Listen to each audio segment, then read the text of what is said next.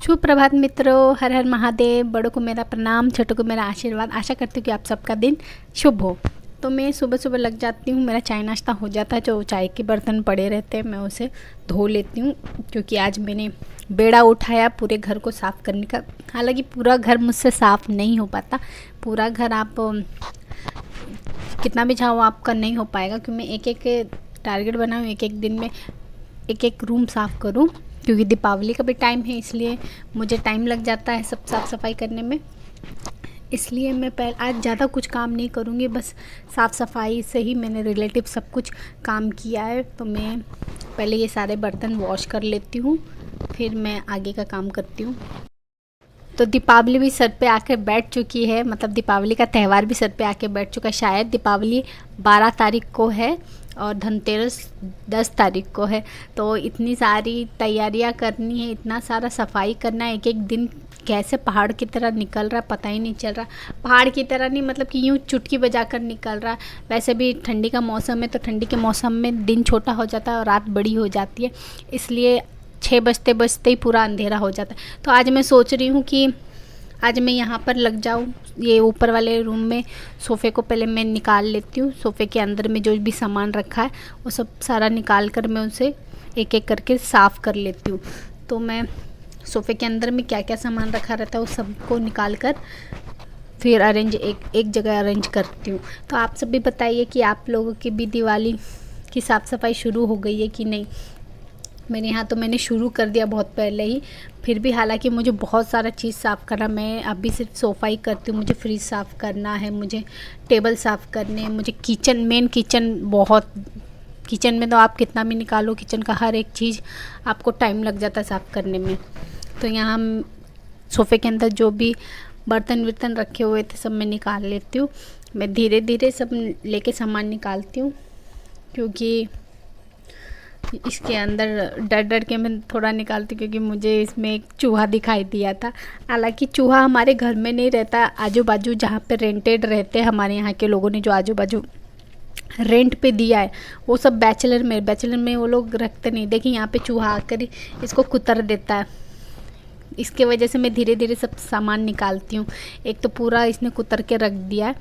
मैं वही बता रही थी कि चूहा घर पे नहीं रहता है, जो आजू बाजू जो बैचलर लोग को हमारे यहाँ के लोगों ने दिया रेंट पे, तो वो लोग अच्छे से साफ़ सफाई नहीं करते। देखिए घर में अगर एक लेडीज़ हो ना, तो वो पूरे अच्छी तरह से घर की साफ़ सफाई करती है। अगर बैचलर हो तो बस वो वीकली उनको छुट्टी रहता है, वीकली अपना कपड़े धोएंगे, अच्छा खाना बनाएंगे, या वो अपना पूरा साफ़ सफाई करेंगे। डीप में साफ़ सफाई नहीं करते, इसके वजह से उनका घर में जो भी सामान रहता है तो उनका खाने के लिए चूहे आते।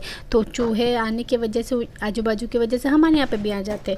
तो अब चूहे का कर ही क्या सकते, कहाँ पे भी कोने में घुसे रहेंगे तो वो यहाँ से वहाँ निकल के चले जाते हैं। तो मैं यहाँ पे सब सामान निकाल के इसको क्लीन करने लग जाती हूँ। इसके अंदर ये बीच में ना पट्टी डाला तो सही से इसमें का कचरा नहीं निकल पाता। इसके वजह से एक कार्टून बॉक्स लेके एक बुक का एक बॉक्स रहता है, उसमें से निकाल के मैं सारा कचरा निकाल लेती हूँ। देखिए इसके अंदर कितनी सारी धूल मिट्टी पड़ी हुई है। हालांकि हर 6-6 महीने में हम लोग साफ़ कर लेते हैं, ऐसा नहीं है कि नहीं करते, लेकिन अभी अकेले मम्मी पड़ जाती तो कहाँ तक वो साफ़ करेगी। इसलिए अब मम्मी की हेल्प में कहीं करने लग जाती हूँ। तब तक मम्मी दोपहर का खाना बनाती है, मैं पूरा क्लीन करने लग जाती हूँ। अभी शायद बजते होंगे, साफ़ सफाई करते करते मुझे बहुत भी टाइम हो जाता है। अभी बज रहे होंगे शायद 11 बज रहे होंगे, तभी मैं क्लीन करने लग जाती हूँ।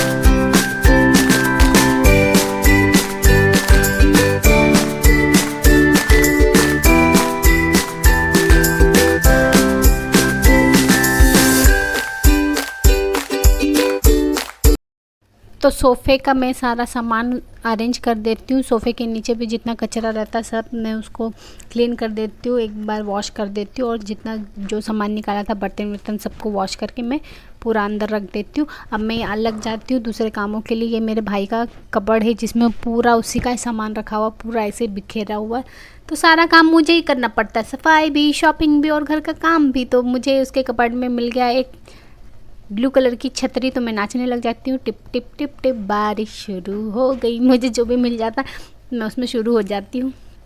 तो यहाँ पे देखिए उसके पूरे कपड़ों की थान लगी हुई है। मुझे खुद ही नहीं समझ में आ रहा कि मैं कहाँ से शुरू करूँ। और ये मुझे मिल जाता है मेरे बचपन का स्वेटर, जब मैं 9th क्लास में थी तब भी मैंने ये परचेज़ किया था, पापा ने ख़रीद के दिया था। तो मैं अब तक इसको संभाल के रखी। ये पता नहीं उस टाइम के कितने मतलब कपड़े कितने उसकी क्वालिटी अच्छी रहती थी कि पूरा जूना भी आपको नया लगता। मैंने हालांकि ज़्यादा कभी पहना नहीं था, लेकिन बहुत उसका कलर भी कभी फीका नहीं पड़ा और अच्छा है। और ये मुझे मिल गया सफाई करते करते। जब मैं पहले काम किया करती थी तो मुझे ऑफ़िस जाने के लिए बरसात में मैंने रेनकोट ख़रीदा था। हालांकि ज़्यादा यूज़ नहीं किया मैंने, 2 से 3-4 बार यूज़ किया, लेकिन रेनकोट पहनकर कहीं काम कर पाना पॉसिबल नहीं होता, इसके वजह से ये ऐसे का ऐसे रह गया। तो यहाँ पे मैंने पूरा सामान निकाल दिया। कपबोर्ड को पूरा क्लीन कर देती हूँ पानी और थोड़ा सा उसमें लिक्विड डालकर, ताकि पूरा अंदर का क्लीन हो जाए, जितने भी डस्ट बैठे हैं सब क्लीन हो जाए। इसलिए मेरा तो यहाँ से इतना दिमाग ख़राब हो रहा है कि मैं कैसे इसके कपड़े अरेंज करूँ। मुझे बहुत सारे काम करने, मुझे समझ में नहीं आ रहा कि पहले मैं इसको साफ़ करूँ कि इसका कपड़ा देखकर। कल भी मैंने इसके इतने सारे कपड़े को घड़ी किए थे, वो कपड़ा अलग था, अभी इसके कपबोर्ड में से निकाल के इसका कपड़ा अलग है। मतलब कि कितना सारा कपड़े मैंने इसके अरेंज किए मुझे पता है। अब एक कबर्ड ने, अब मुझे दूसरा भी कबर्ड साफ़ करना है, मुझे खाट भी साफ़ करना है। मुझे समझ में नहीं आ रहा कि मैं कहाँ कहाँ से काम करूँ। दिवाली भी सर पे आ चुकी है। जब तक आपका त्यौहार आते आते ना आपका कभी काम भी पूरा नहीं होता। तो यहाँ पे बांस वगैरह रहता है, उसको भी मैं झाड़ कर सब जगह से साफ़ करके उसको अपनी जगह पे रख देती हूँ।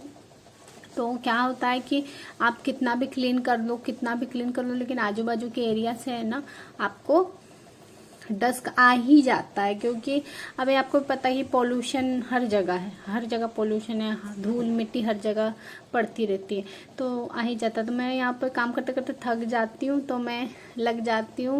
मैंने कल परसों में मौसम्बी खरीदा था, हालांकि ये मौसम्बी नहीं था, ये संतरा था। मुझे लगा कि ये मौसम्बी है तो मैंने खरीद लिया था, लेकिन घर पे लाते लाते मम्मी को बोली मौसम्बी। मम्मी पहले समझ गई, माँ तो माँ ही होती है, बोली संतरा है ये। मैं बोली नहीं मौसम्बी है। तो मैंने उस टाइम में काटा नहीं था, तो मैं दूसरे दिन बाद मैं इसको छील के देखती हूँ तो नहीं, सही में संतरा ही रहता है, मौसम्बी नहीं रहता। हम लोग थोड़े अनाड़ी सब कुछ समझने में, लेकिन माँ लोग तो समझ ही जाती है। तो मैं छील लेती हूँ 5-6।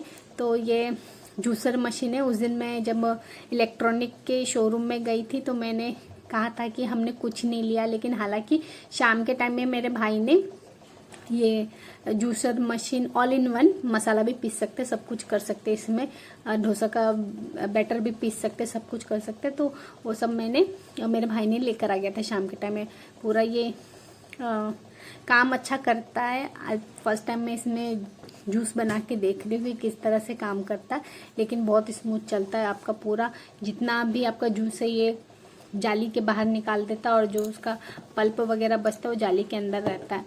तो मैंने इसके अंदर चीनी नहीं रखा, तो ऐसे ही संतरा मीठा ही रहता है, तो मैंने चीनी नहीं रखा था, तो मीठे की वजह से मैंने नहीं रखा। लेकिन मेरा इसमें टाइटा फिश हो गया। मैंने सोचा कि संतरा बहुत मीठा होगा, लेकिन ये नींबू की तरह एकदम ये खट्टा निकला। यहाँ पे मेरा बच्चा आ जाता है एग्ज़ाम देकर, तो पूरा संतरा खट्टा निकला। उसे पता है कि देखिए कि कैमरा चालू है तो मस्ती करके वो चला जाता है। तो मेरा जूस एकदम खट्टा निकला। तो यहाँ पे बिल्ली रानी आ गई, म्याओ रानी।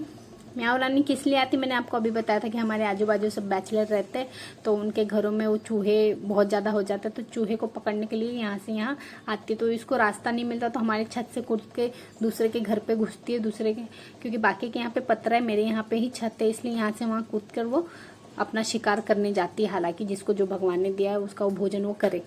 तो यहाँ पे मैंने पूरा छाट वीट के रख लिया था, जो कपड़ा सब अरेंज करके घड़ी करके रख लिया था। जो पहनने वाला था मैंने उसको रख दिया, जो यूज़ करने वाला नहीं है मैंने उसको काट के रख दिया। आप लोग बोलेंगे कि इसे आप काट के क्यों रख रहे, दान करना चाहिए। हमारा ऐसा एरिया नहीं कि हम लोग जाए किसी को दान करें, बहुत दूर पड़ता है। तो हम लोग का एरिया है कि यहाँ पे मशीन चलाते हैं, तो मशीन को भी साफ़ करने के लिए कपड़े लगते ही है। तो जो यूज़ करने वाले नहीं है उस सारे कपड़े को मैं काट कर पूरा नीचे गठरी बना के दे देती हूँ। ये सब बहुत जूने कपड़े हैं जो काम के नहीं है, नए नए कपड़े कोई काटता भी नहीं है, तो इसलिए मैं ये सारे कपड़े को काट कर नीचे मशीन साफ़ करने के लिए देती हूँ। क्योंकि मशीन साफ़ करने के लिए लगता है, हम दूसरे से लेते हैं तो हमारे घर में खुद ही रखा है, तो हमें उन्हें को ही दे काट कर, तो मेरा काम बहुत जल्दी कर लेती हूँ मैं। यहाँ पे मैंने जितने कपड़े अरेंज किए थे, जितने देखिए पहले उसका कपड़ा कैसा बिखरा हुआ था, आज मैंने अरेंज करके रख दिया। जो रेगुलर पहनने के लिए वो ऊपर, उसके शर्ट जीन्स नीचे और ट्रेडिशनल कपड़े सब नीचे रख दिए जो कभी कभार यूज़ होते हैं। तो अभी मैं घड़ी में देखिए कितना लेट हो गया, मैं अभी तक नहाई नहीं। फिर मैं आपसे मिलती हूँ नेक्स्ट वीडियो में, तब तक के लिए आप खुश रहिए, खुशियाँ फैलाते रहिए। तब तक के लिए बाय, अपना ख्याल रखिए।